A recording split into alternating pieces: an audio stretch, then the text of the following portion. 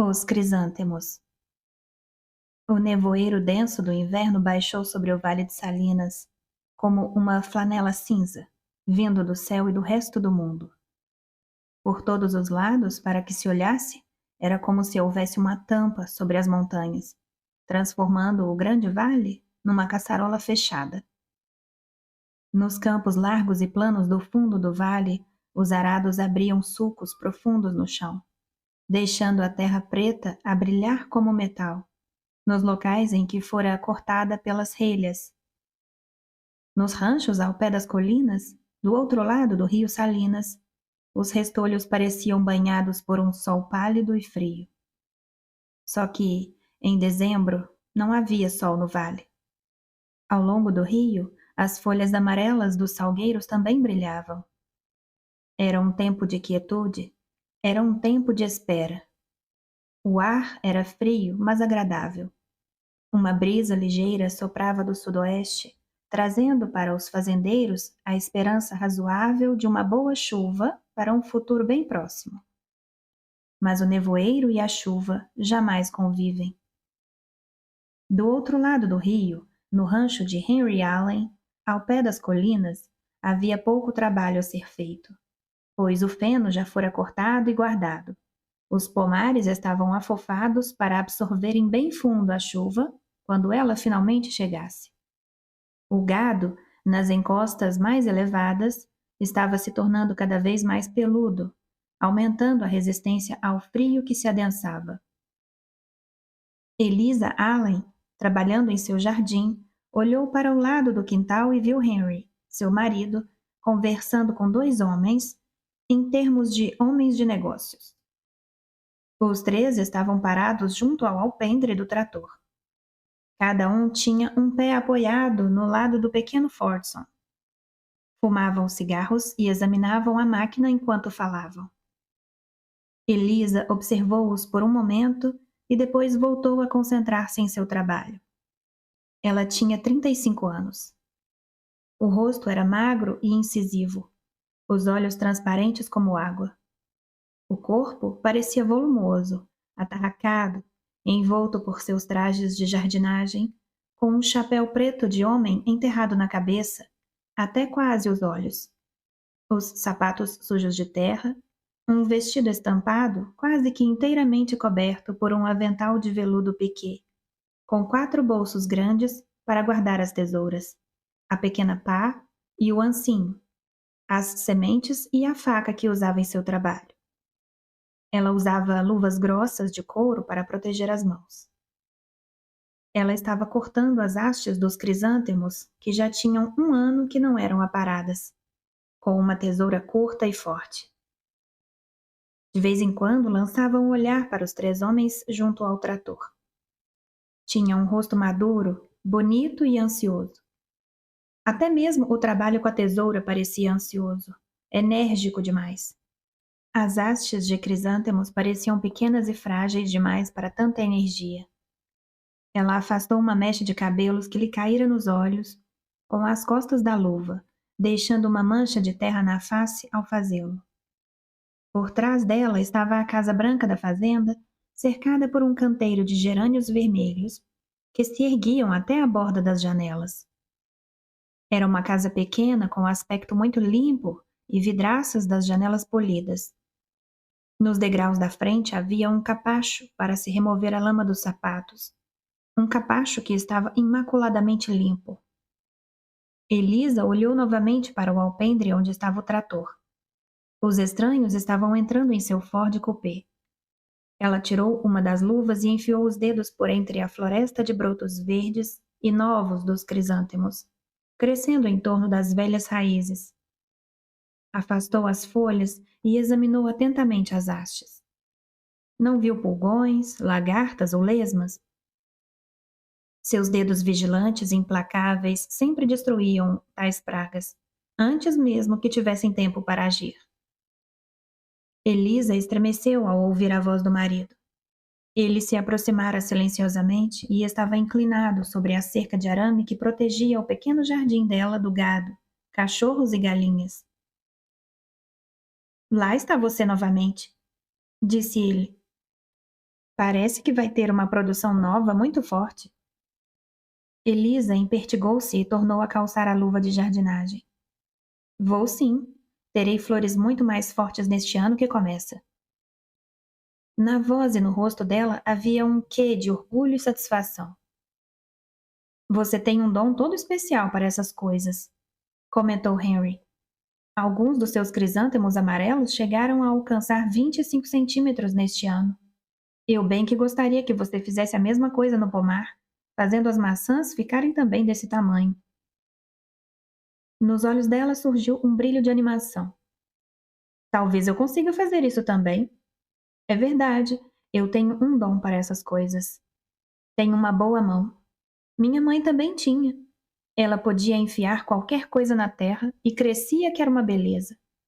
Ela dizia que isso era a mão boa de plantador, que sabe como fazer as coisas. De uma coisa eu tenho certeza, pelo menos com as flores, funciona mesmo. Henry, quem eram aqueles homens com quem você estava falando? Ora, era justamente isso que eu vinha lhe contar. Eles são da Western Meat Company. Vendi aquelas 30 cabeças de novilhos castrados de 3 anos, e eles deram praticamente o que eu estava querendo. Isso é ótimo para você? E como hoje é sábado, pensei que seria uma boa ideia irmos até Salinas, para jantar num restaurante e depois assistirmos a um filme. Para comemorar, sabe? Mas claro que sim, vai ser ótimo. Henry mudou para um tom de voz brincalhão ao dizer: Esta noite vai haver lutas. Gostaria de assistir? Oh, não! Murmurou ela ansiosa. Não, de jeito nenhum. Eu não gostaria de assistir às lutas. Eu estava brincando com você, Elisa. Iremos a um cinema. São 2 horas agora. Vou pegar Scott e iremos buscar os novilhos na colina. Devemos gastar umas 2 horas nisso. Assim, poderemos chegar à cidade por volta das 5 horas. Vamos jantar no Cominus Hotel. O que acha da ideia? É claro que eu gosto. De vez em quando é bom comer fora de casa. Então está combinado. Agora vou selar os cavalos para eu e Scott subirmos até lá em cima. Acho que vai me sobrar bastante tempo para transplantar algumas dessas mudas. Ela ouviu o marido chamando Scott no celeiro, e pouco depois viu os 2 homens subirem a encosta da colina, a cavalo, para irem buscar os novilhos. Havia no jardim um pequeno canteiro arenoso para manter as mudas de crisântemos até que criassem raízes. Com a pá, ela revirou a terra vezes sem conta, afofando-a e alisando-a. Depois escavou 10 sulcos paralelos para receber as mudas. Voltou ao canteiro de crisântemos, tirou os pequenos brotos, cortou as folhas com a tesoura, enfileirando-os meticulosamente. Foi quando ouviu o guincho de rodas e o arrastar de cascos na estrada. Elisa levantou os olhos. A estradinha rural corria ao longo dos salgueiros e choupos que margeavam o rio, e por elas se aproximava um estranho veículo, arrastado por uma dupla de tração mais estranha ainda. Era uma velha carroça, coberta com uma lona, como as que haviam outrora desfilado pelas grandes planícies americanas. Era puxada por um velho cavalo baio e por um burro cinza e branco. Um homem grandalhão, com a barba por fazer, estava sentado na abertura da lona, guiando os animais lentos que puxavam a carroça. Um vira-latas magro e de pernas compridas caminhava sob as rodas traseiras da carroça, indiferente a tudo o que o cercava. Havia palavras pintadas na lona, em letras desajeitadas e tortas. Caçarolas, panelas, facas, tesouras, cortadores de grama, conserta-se. 2 fileiras para os artigos indicados e, por baixo, definitivo, triunfante, o conserta-se. A tinta preta já descascara na parte inferior de cada letra, deixando-as ainda mais irregulares. Elisa, acocorada no chão, ficou observando, para ver a carroça desconjuntada e meio maluca passar. Mas a carroça não seguiu adiante. Virou no caminho que levava à porta da casa, as rodas guinchando e rangendo. O vira-latas magrelo saiu de debaixo das rodas e correu na frente da carroça. Imediatamente, os 2 pastores do rancho correram na direção dele. E logo os 3 animais estacaram, os rabos esticados e tremendo, as pernas retas.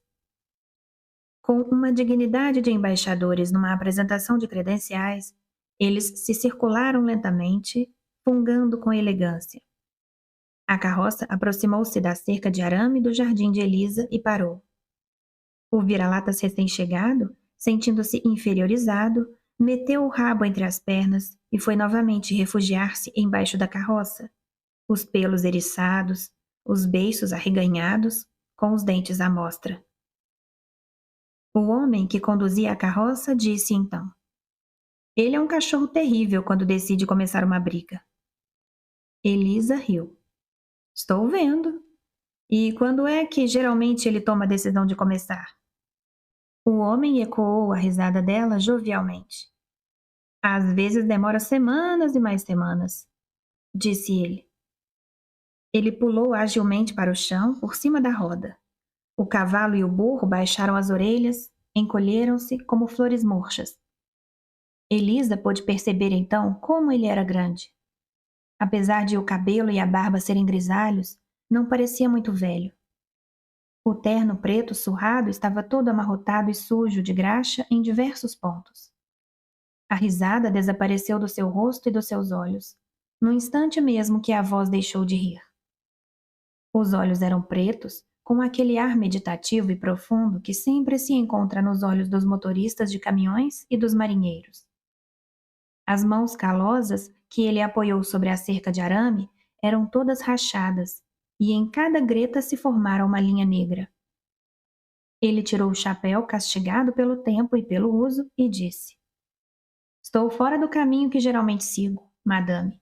Poderia informar-me se essa estradinha de terra atravessa o rio e vai se encontrar com a estrada para Los Angeles?" Elisa levantou-se, guardando a tesoura no bolso do avental. "Vai sim, mas dá uma porção de voltas e atravessa o rio a val. E não creio que essa sua parelha consiga puxar a carroça pelo fundo do rio."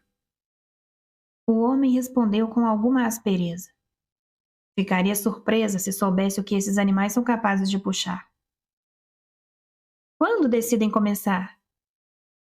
O homem sorriu por um segundo. "Isso mesmo, quando eles decidem começar. Acho que pouparia tempo se voltasse para a estrada de Salinas e de lá pegasse a rodovia para Los Angeles." O homem puxou o arame fino da cerca com um dedo grande, fazendo-o cantar. "Não tenho pressa, madame. Todo ano faço a viagem entre Seattle e San Diego, ida e volta. E gasto todo o meu tempo nisso. 6 meses para ir, 6 meses para voltar. Gosto de seguir o bom tempo." Elisa tirou as luvas e meteu-as no mesmo bolso do avental onde já estava a tesoura. Passou os dedos por baixo do chapéu do marido que estava usando, à procura de cabelos fugitivos, e comentou: "Parece uma ótima maneira de se levar a vida." O homem inclinou-se por cima da cerca confidencialmente. "Talvez tenha percebido o que está escrito na minha carroça? Conserto panelas, afio facas e tesouras. Tem algum serviço para mim?" "Não, não", disse ela rapidamente, os olhos assumindo uma expressão dura, de resistência. "Não tenho serviço nenhum desse tipo." "As tesouras são as mais difíceis", explicou o homem. "A maioria das pessoas estraga suas tesouras ao tentar afiá-las. Mas eu sei como fazer. Tenho ferramenta especial, patenteada, uma espécie de bobina que faz o serviço direitinho." "Não estou precisando. Todas as minhas tesouras estão bastante afiadas." "Não há problema." O homem não fez qualquer pausa, continuando a falar com a mesma seriedade. "Tomemos o caso das panelas. Posso deixar como nova uma panela amassada ou furada, de tal forma que não precisaria comprar uma nova. É uma economia e tanto." "Não tenho nenhuma panela assim. Já lhe disse que não tenho serviço nenhum para lhe dar." O rosto dele assumiu uma expressão de imensa tristeza. A voz tinha um tom lamuriento. Não tive nenhum serviço para fazer hoje. Talvez eu não tenha como jantar esta noite. Estou fora do meu caminho habitual.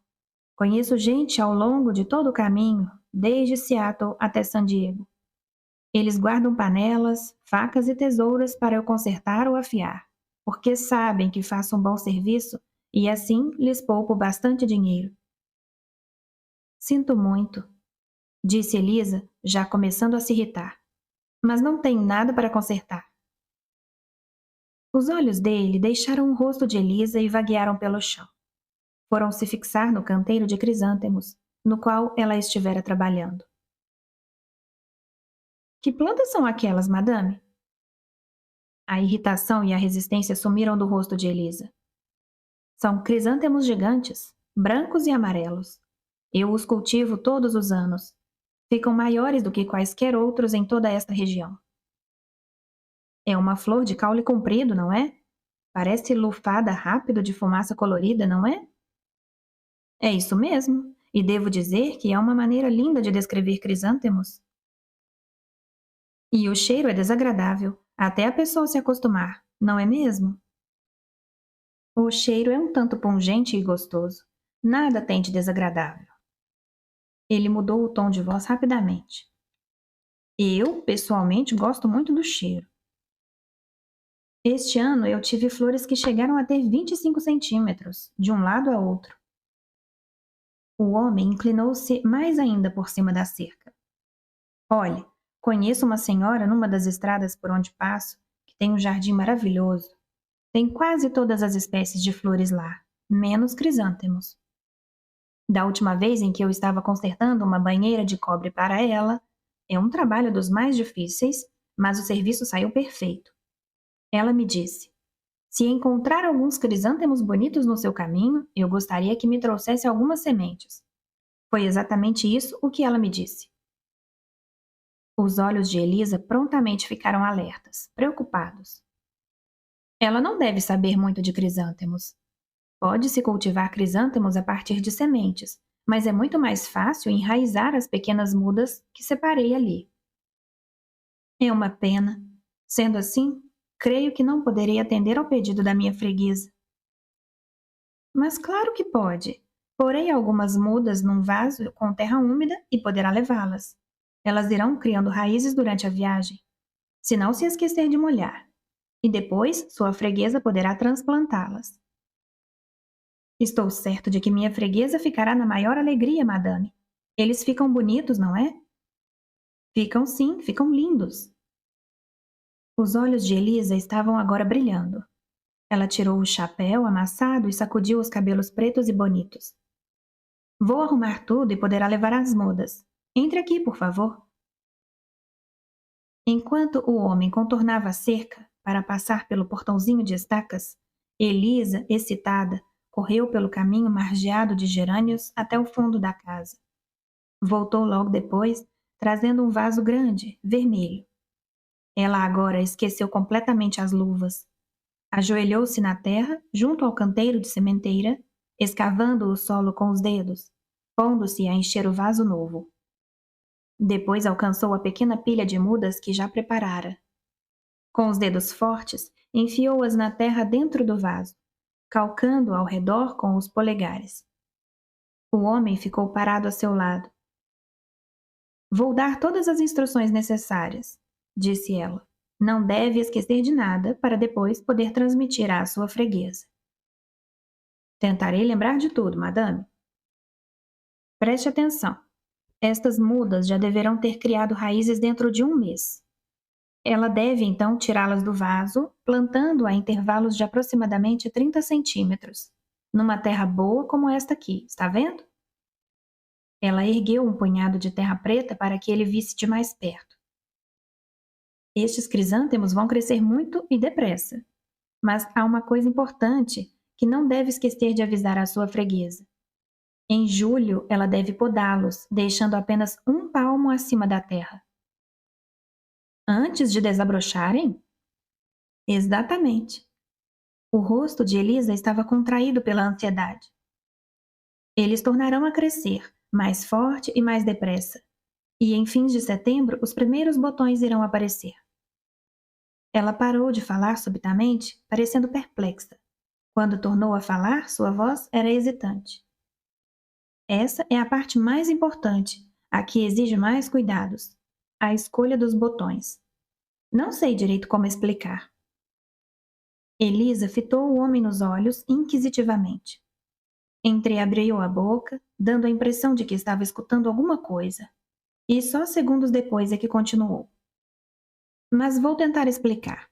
Já ouviu, por acaso, falar em mãos boas para plantar? Não posso dizer que sim, madame.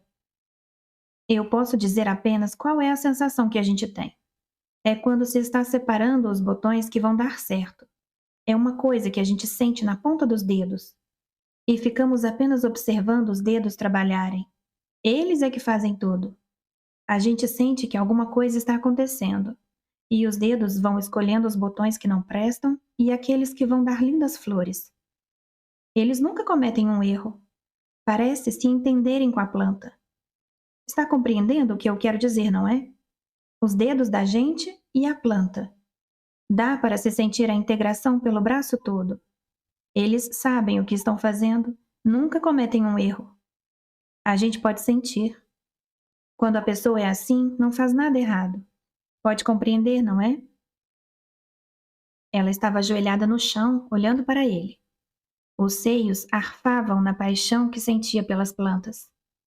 Os olhos do homem se estreitaram. Ele desviou os olhos, um tanto constrangido, e murmurou: Talvez eu saiba como é sentir-se assim. Às vezes, quando estou sozinho, na minha carroça, de noite. Elisa interrompeu-o, a voz rouca. Nunca vivi como você, mas acho que sei como se sente.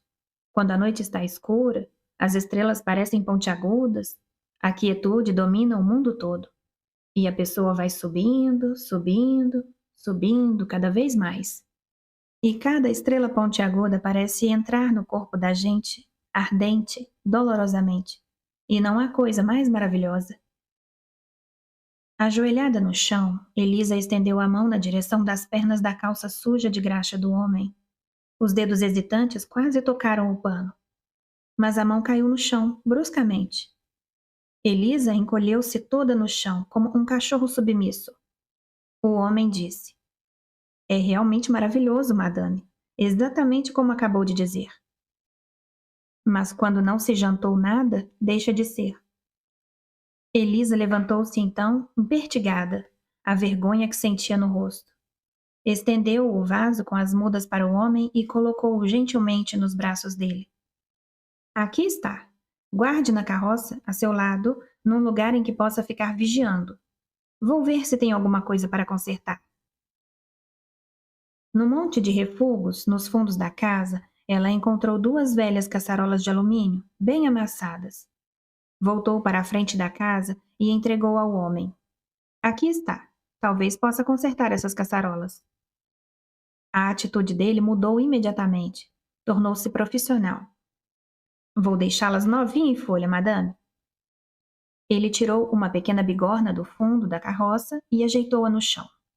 Pegou a caixa de ferramentas, bastante oleosa, e tirou dela um martelo. Elisa foi até o portão para observá-lo trabalhar, enquanto ele martelava as moças das caçarolas. A expressão dele era confiante, segura. Numa parte mais difícil do trabalho, prendeu o lábio inferior entre os dentes. Dorme sempre dentro da carroça? Perguntou-lhe Elisa. Isso mesmo, madame. Faça chuva ou faça sol, estou sempre abrigado lá dentro. Deve ser bastante agradável. Eu gostaria que as mulheres pudessem fazer dessas coisas. Não é o tipo de vida que uma mulher possa levar. Elisa ergueu ligeiramente o lábio superior, mostrando os dentes ao perguntar. E como é que pode saber disso? Como pode ter tanta certeza assim? Não tenho, madame. Claro que não tenho. Pronto, madame, aqui estão as suas caçarolas, novinhas em folha. Não vai precisar comprar novas tão cedo. E quanto é? 50 cents está bom, madame. Cobro pouco e ofereço um serviço de primeira. E assim mantenho a minha freguesia satisfeita ao longo de todo o caminho. Elisa foi buscar uma moeda de $0,5 dentro de casa e largou-a na mão do homem. dizendo em seguida: talvez um dia desses tenha a surpresa de descobrir que tem uma rival. Também sei afiar tesouras e posso perfeitamente martelar as moças de uma panela. Eu poderia muito bem lhe mostrar do que uma mulher é capaz. O homem guardou o martelo na caixa de ferramentas, tornou a arrumar a bigorna nos fundos da carroça. É uma vida muito solitária para uma mulher, madame, e às vezes também é assustadora, com animais se arrastando por baixo da carroça nas noites escuras. Apoiando uma das mãos na anca branca do burro, ele subiu para o assento, acomodou-se e pegou as rédeas. Muito obrigado por tudo, madame. Vou fazer o que me disse. Voltarei e pegarei a estrada para Salinas. Se demorar muito a chegar, não se esqueça de molhar a terra. A terra, madame? A terra? Ah, sim! Está falando da terra dos crisântemos. Pode ficar tranquila que vou molhar. Ele estalou a língua. A parelha avançou preguiçosamente. O vira-latas tomou posição entre as rodas traseiras da carroça. A carroça virou na entrada do rancho, voltando pelo caminho por que viera, ao longo do rio. Elisa ficou parada junto à cerca do pequeno jardim, observando o avanço vagaroso da carroça. Endireitou os ombros, a cabeça jogada para trás, os olhos semicerrados. A cena parecia distante, um pouco indistinta. Seus lábios se mexeram silenciosamente, formando as palavras adeus, adeus. Depois ela murmurou: é o caminho certo para seguir. Há um brilho grande lá ao longe. Ela estremeceu ao ouvir a própria voz. Sacudiu a cabeça, clareando os pensamentos. Olhou ao redor, a ver se alguém escutara. Apenas os cachorros tinham ouvido. Eles ergueram suas cabeças, olhando para ela, mas logo voltaram a abaixá-las, retomando o sono interrompido. Elisa virou-se e voltou correndo para dentro de casa. Na cozinha, estendeu a mão para trás do fogão e sentiu o tanque de água. Ainda estava quente, do preparo do almoço. No banheiro, ela tirou as roupas sujas de terra e jogou-as para um canto. Depois esfregou-se com uma pedra-pomes, pernas e coxas, os quadris, os seios, braços, até a pele ficar vermelha. Depois de enxugar-se, foi postar-se diante do espelho do quarto e examinou o corpo. Encolheu a barriga, estufou o peito. Depois virou-se, olhando por cima do ombro para as costas. Começou a vestir-se, lentamente. Pôs as roupas de baixo mais novas, suas melhores meias, o vestido que, para ela, representava o símbolo de sua beleza. Arrumou cuidadosamente os cabelos, passou lápis nas sobrancelhas, batom nos lábios. Antes de acabar, ouviu o trovejar dos cascos e os gritos de Henry e seu ajudante, levando os novilhos vermelhos para o curral. Ouviu o portão fechar-se com um estrondo e preparou-se para a chegada de Henry. Os passos dele soaram no alpendre. Ele entrou em casa gritando: Elisa, onde você está? No quarto, estou me vestindo, mas ainda não estou pronta. Tem água quente para o seu banho, Henry. Apresse-se, pois já está ficando tarde. Assim que ouviu-o dentro da banheira, Elisa arrumou o terno preto dele em cima da cama, pondo ao lado a camisa, as meias e a gravata. Pôs os sapatos engraxados no chão, ao lado da cama. Depois ela saiu para o alpendre e sentou-se, rigidamente. Olhou para a estrada do rio, para a fileira de salgueiros, as folhas secas amareladas. Sob o nevoeiro cinzento, as folhas pareciam ter uma réstia de sol. Era a única cor que havia naquela tarde cinzenta. Elisa ficou imóvel por muito tempo, os olhos raramente piscando. Henry saiu para o alpendre batendo a porta, enfiando a gravata por dentro do colete enquanto andava. Elisa empertigou-se na cadeira, o rosto ficou tenso. Henry estacou bruscamente, fitou-a, como que surpreso. Ora, ora, Elisa, você parece tão bonita. Bonita? Você acha que eu estou parecendo bonita? O que quer dizer com bonita? Henry ficou confuso, sem entender. Não sei, é que você parece diferente, forte e feliz. Eu sou forte? Isso mesmo, eu sou forte. O que quer dizer com forte? Henry estava agora atordoado. Acho que você está querendo brincar comigo, murmurou ele desolado. É isso mesmo, você está querendo zombar de mim. Você parece forte o suficiente para levantar um novilho nos braços e feliz o bastante para comê-lo como uma melancia. Por um segundo ela perdeu a pose. Henry, não fale desse jeito. Não sabe o que está dizendo. Ela logo recuperou o controle e gabou-se. Sou mesmo forte. E nunca antes eu tinha percebido o quanto sou forte. Henry olhou na direção do telheiro onde ficava o trator. Quando tornou a fitá-la, ele também já voltara a ser ele próprio. Vou buscar o carro. Você pode ir pegar seu casaco. Elisa entrou na casa. Ouviu o marido guiar o carro até o portão e depois reduzir o motor. Ela demorou-se a pôr o chapéu. Empurrou para um lado, puxou para o outro. Quando Henry finalmente desligou o motor, ela vestiu o casaco e saiu. A pequena baratinha corria aos solavancos pela estrada do rio, fazendo os passarinhos alçarem voo, levando os coelhos a se esconderem atrás das moitas. Dois grows se ergueram pesadamente acima dos salgueiros, logo voltando a descer na direção do leito do rio. Lá longe, na estrada, Elisa viu um pontinho negro. Ela sabia o que era. Tentou não olhar para o que estava caído no leito da estrada ao passarem, mas seus olhos se recusaram a obedecer. Murmurou silenciosamente para si mesmo, à guisa de explicação. Ele poderia pelo menos ter jogado fora da estrada. Não teria dado muito trabalho. Mas ele ficou com o vaso. Tinha que ficar com o vaso. Foi por isso que não jogou fora da estrada. A baratinha virou uma curva e ela viu a carroça lá na frente. Virou-se toda na direção do marido, a fim de não ver a carroça coberta. A parelha incompatível, no momento em que o carro passou. Um momento depois estava tudo acabado. Já passara. Ela não olhou para trás. Em voz alta, para se fazer ouvir acima do barulho do motor, Elisa disse: Vai ser uma noite agradável. Será ótimo termos um bom jantar. Agora você está diferente outra vez, queixou-se Henry. Ele tirou uma das mãos do volante e afagou o joelho dela. Acho que eu deveria levá-la para jantar fora com mais frequência. Seria ótimo para nós dois.